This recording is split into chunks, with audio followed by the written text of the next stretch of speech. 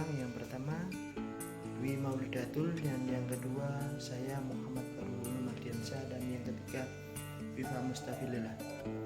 Di sini saya akan memperhatikan mata kuliah hubungan industrial dengan dosen pengampu Bu Mardi Astuti. Di sini saya akan mempersiapkan materi tentang pengaturan hak dan kewajiban secara makro. Pengertian hak dan kewajiban. Mengenai pengaturan hak dan kewajiban pekerja dan pengusaha secara yuridis diatur dalam KUH Perdata, secara khusus KUH Perdata pasal 1602 mengatur kewajiban pengusaha dan pasal 1603 mengatur kewajiban pekerja. Pengaturan hak dan kewajiban secara makro. Yang pertama, pengaturan ini menyangkut materi yang sifatnya umum. Dan yang kedua, pengaturan ini berlaku bagi semua perusahaan, tidak membedakan antara perusahaan satu dengan yang lain. Dan yang ketiga, karena sifatnya umum, maka pengaturan ini sudah tertuang dalam undang-undang.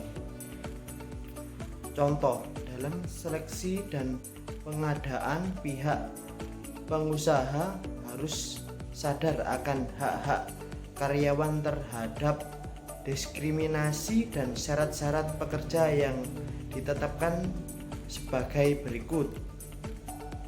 Yang pertama, penarikan tenaga kerja. Beberapa peraturan dan undang-undang yang menyangkut masalah penarikan tenaga kerja adalah yaitu syarat-syarat kerja. Syarat-syarat kerja secara umum akan meliputi tingkat pendidikan, prestasi pendidikan yang tercermin dalam indeks prestasi akademis atau IPK, kemampuan, kecakapan, umur, dan pengalaman. B. Memperkerjakan tenaga kerja wanita. Tidak hanya lelaki saja, perempuan juga punya hak dan kesempatan yang sama dalam mendapatkan pekerjaan. Namun demikian, ada ketentuan-ketentuan yang mengatur. C. Memperkerjakan tenaga kerja asing. Menurut Undang-Undang Nomor 3 Tahun 1958 Pasal 1 Ayat A dan B, yang dimaksud dengan tenaga kerja asing adalah tiap orang yang bukan WNI yang melakukan pekerjaan di bawah perintah orang lain di Indonesia dengan menerima upah atau tidak, atau yang melakukan pekerjaan di Indonesia yang dijalankan atas dasar golongan dalam suatu perusahaan. Di masa percobaan, pada umumnya perusahaan menerapkan masa percobaan bagi calon karyawannya. Dua adalah pengupahan sebagai bentuk imbalan terhadap tenaga kerja dan pikiran yang diberikan kepada pengusaha, maka pengusaha akan memberikan kepada pekerja dalam bentuk upah. Untuk jenis-jenis upah ada upah nominal, nyata, hidup, minimum, dan upah wajar. 3. Keselamatan dan kesehatan. Tentang ketentuan yang mewajibkan perusahaan untuk memberikan perlindungan kerja ini dalam pasal 9 Undang-Undang Nomor 14 Tahun 1969. Kemudian saya akan melanjutkan presentasi dari Mbak Viva Mustafilillah.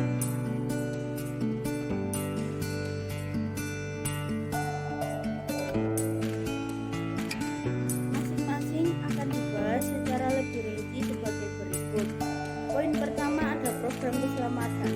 Ialah mengurangi kemungkinan terjadinya kecelakaan beserta tindakan dan kewajiban pengusaha apabila terjadi kecelakaan. Kemudian poin kedua ada ganti rugi atau ganti kerugian. Ganti rugi juga dapat dikenakan kepada pengusaha sehubungan dengan adanya kecelakaan kerja. Kemudian poin ketiga ada asuransi tenaga kerja atau ASK.